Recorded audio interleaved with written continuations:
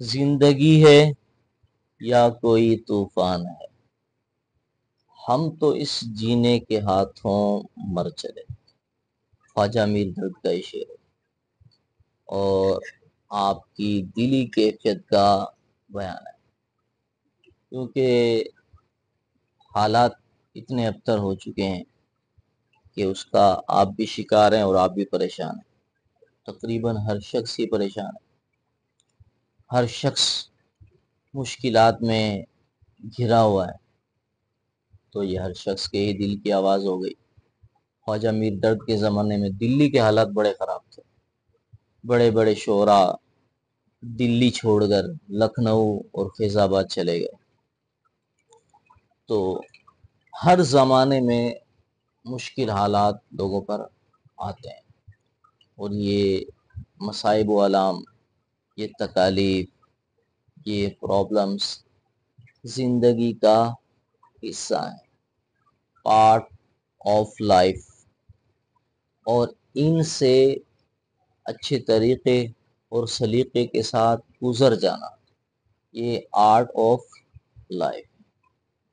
یہ آرٹ، یہ فن، یہ ہنر کیسے آئے گا، اسی پر آج میں آپ سے چند باتیں عرض کریں۔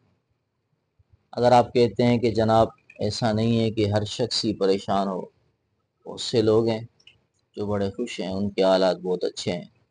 اگر آپ کی نظر میں کوئی 100% مطمئن ہے اپنی زندگی سے، اور کوئی مکمل طور پہ خوش ہے اپنی زندگی سے، تو اس کا نام کمنٹ میں ضرور لکھیے گا۔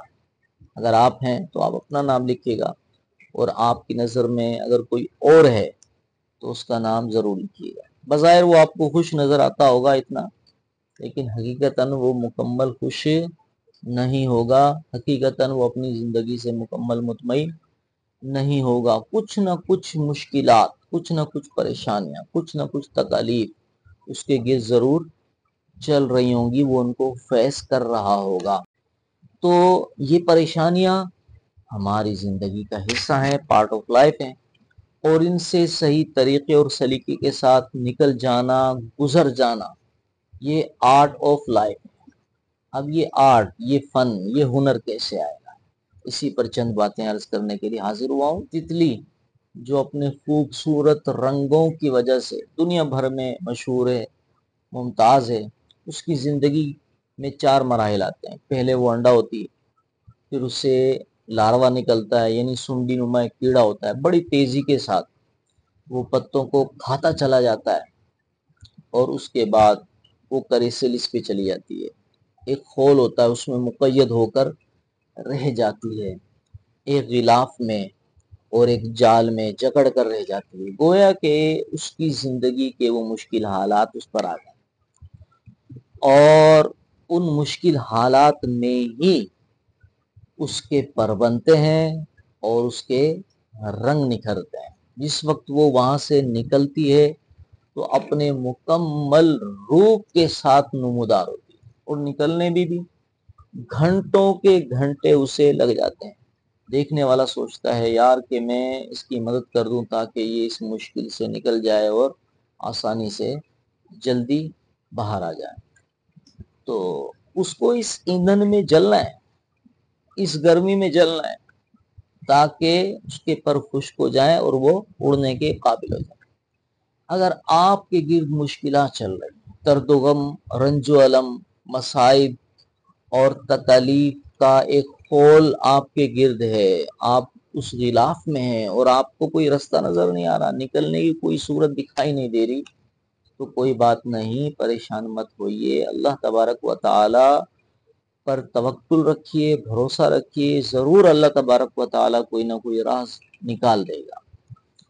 کچھ وقت لگے گا، آپ ان مشکلات سے نکل آئیں گے، اور جب آپ مشکلات سے نکل آئیں گے تو آپ اڑنا سیکھ جائیں گے، آپ کی شخصیت کے رنگ نکھر کر سامنے آ جائیں گے، گویا کہ یہ مشکلات، یہ تکالیف، یہ پرابلمز، یہ ہماری زندگی کو نکھارنے، ہماری شخصیت کو سنوارنے اور ہمیں مضبوط بنانے کے لیے آتی ہیں۔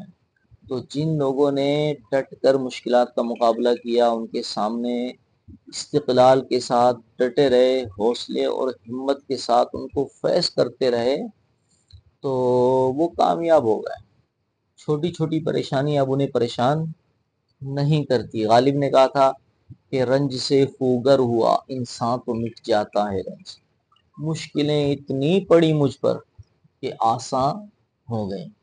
تو یہ تکالیف، یہ پرابلمز ہماری شخصیت کو اسٹرانگ کرنے اور اس میں نکھار لانے کے لیے آتی ہیں۔ کبھی بھی مایوس نہ ہو۔ دو ہی صورتیں ہیں، یا تو آپ ان کا مقابلہ کر لیں، یہ پارٹس آف لائف ہیں، ان کا آپ نے مقابلہ کر لیا تو آپ ان سے نکل جائیں گے، گزر جائیں گے، اور پھر بہت ساری مشکلات آپ کے لیے آسانیاں بن جائیں گی اور آپ کو زیادہ پریشان نہیں کریں گی۔ یا پھر آپ مایوس ہو کر، ان مشکلات سے گھبرا کر، بدحواس ہو کر تنہائی اختیار کر لیں، گوشہ نشینی اختیار کر لیں اور مزید ڈپریشن میں اور مزید ٹینشن میں چلے جائیں، تو یہ کوئی حل نہیں۔ گھبرانا نہیں۔ کیوں کہوں بے کس ہوں میں، کیوں کہوں بے بس ہوں میں، تم ہو میں تم پر فدا، تم پہ کروڑوں درود، آس ہے نہ کوئی پاس، ایک تمہاری ہے آس، بس یہی ہے آسرا، تم پہ کروڑوں درود، دل کرو ٹھنڈا میرا، وہ کفے پا چاند سا، سینے پہ رکھ دو ذرا، تم پہ کروڑوں درود۔ اللہ تبارک و تعالیٰ آپ کی مشکلات، تکالیف، مصائب و آلام، پریشانیاں، ٹینشنز دور فرمائے، اور میری بھی پریشانیاں، تکالیف وغیرہ دور فرمائے، ان مسائل کو وسائل میں تبدیل فرمائے، ان مشکلات کو آسانیوں میں تبدیل فرمائے، اور آزمائشوں سے بچائے۔ اور اگر آزمائشیں ہماری زندگی میں مقدر ہیں تو ہمیں ان کے سامنے ڈٹنے اور ان کا مقابلہ کرنے اور ان پرابلمز کو فیس کرنے کا حوصلہ، ہمت اور مستقل مزاجی عطا فرمائے، اور اس پر ہماری مدد فرمائے۔ آمین بجاہ النبی الامین صلی اللہ تعالی علیہ وآلہ وسلم۔